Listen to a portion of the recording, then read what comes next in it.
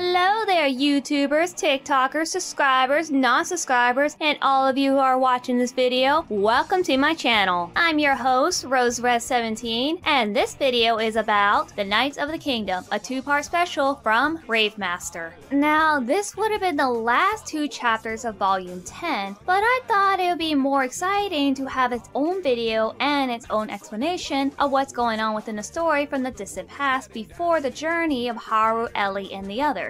This is the beginning of what happened before the event of the Overdrive, how and why Shiba became the first Rave Master, and the sad tragedy of Raisha Valentine after she created the Raves. So let's begin with part 1. Here we start off on Garage Island, where Shiba starts to tell the story of his past and how he became the Rave Master. It was about 51 years ago. His kingdom was a peaceful nation until they were attacked by the kingdom of Rare Grove. But then the people of Syphonia fought back as the war between the two kingdoms spread across the continent, where it leads to Garage Island. That is where young Shiba came along and learned that his friend is willing to join the army, and of course Shiba wants nothing to do with the war and allowing his friend to do what is best. But then before his friend departed, Shiba came along to stop him. Why? Because it turns out that his friend's girlfriend is pregnant and decided to take his place in the war and allowing